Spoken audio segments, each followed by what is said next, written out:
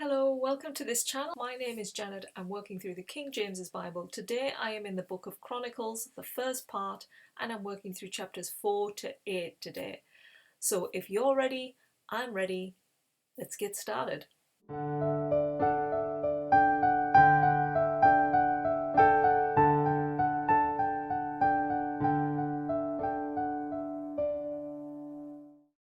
So each of these chapters are going to cover the 13 tribes of the Israelites.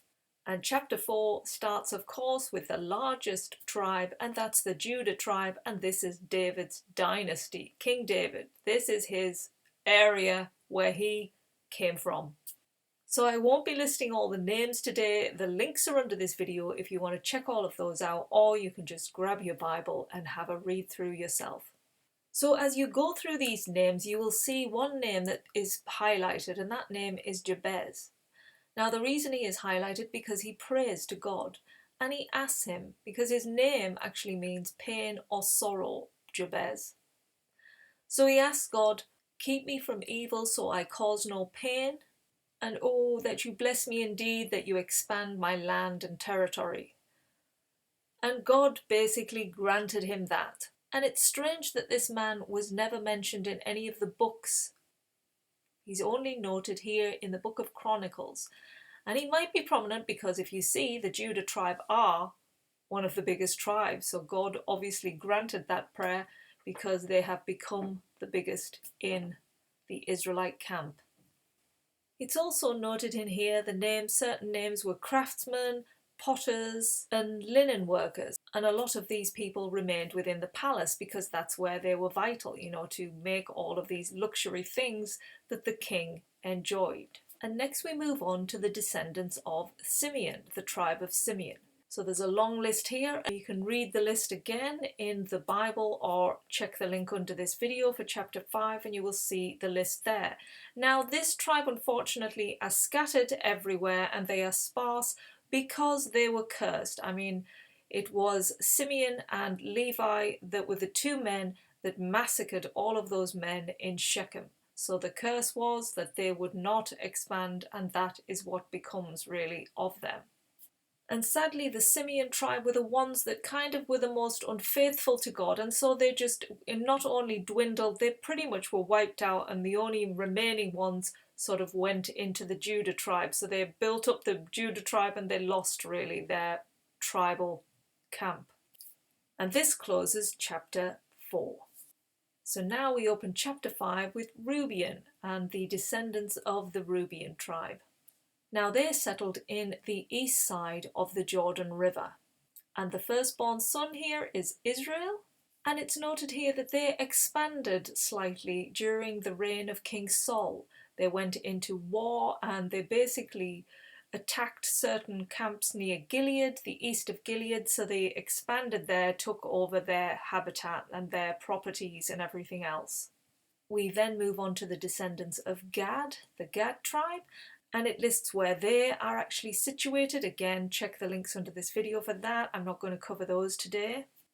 And in this section, it covers Reuben, Gad and Manasseh, how they collaborated, came together during the wars when they were overcoming the promised land, and they were strong and valor men. That's what it says. So we next move into the eastern tribe of Manasseh, because remember they were split, living on one side of the Jordan River and the other, so we're covering the east side of Jordan, Manasseh tribe here. Now it shows that they were unfaithful to God, they were worshipping false gods, they were part of the downward spiral of the Israelites. And this is when God brought into the spirit of the king of Assyria, and he basically waged war on them. And so that closes chapter 5. In chapter 6 now we move on to the descendants of the Levi tribe, which is the priestly tribe. So you will definitely know some of the names in here, which I am going to pick out. Now we start with Gerson, and as we go down the list we note that there is Aaron. Remember, he was the first high priest. Moses, of course, he was very significant in getting the Israelites out of Egypt and into the wilderness and towards the promised land. It's sad that Moses never got to go over there with them after doing all of that work, but he did what he did during his days. And we also have Eleazar, the second priest in command to Aaron.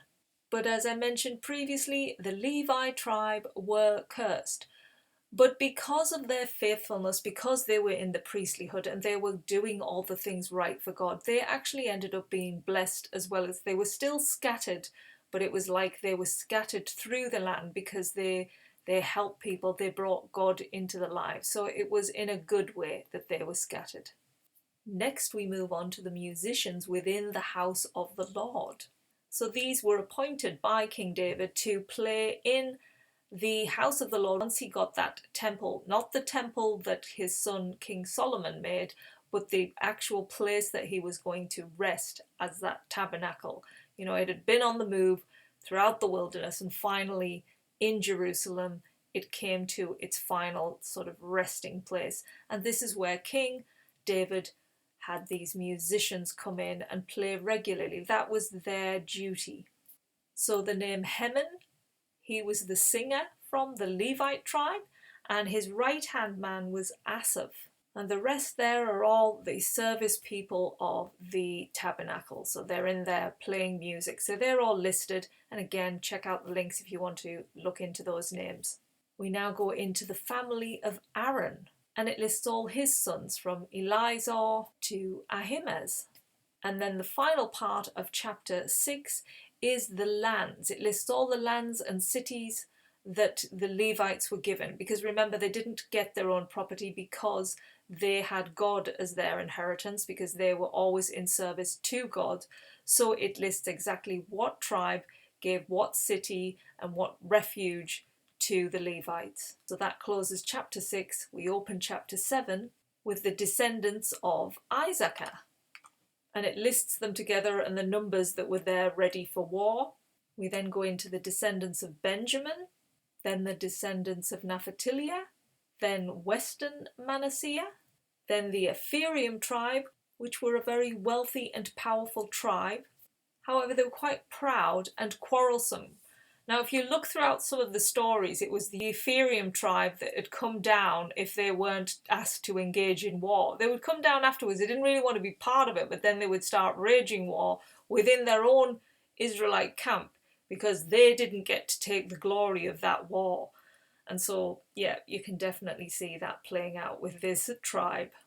After them, we have the descendants of Asher. And apparently there was a lot of beautiful daughters within this tribe who married kings and priests. And so that ends chapter 7, and we open chapter 8 with actually going into real detail now with the Benjamin tribe, because it is the biggest tribe under Judah. And so we get a long list of names within that tribe, and just remember that King Saul was part of the Benjamin tribe. So this closes our 5 chapters for today. We're really getting now some insights into each tribe. When you look at the overall picture, you do start to see things, which is what I love about the book of Chronicles.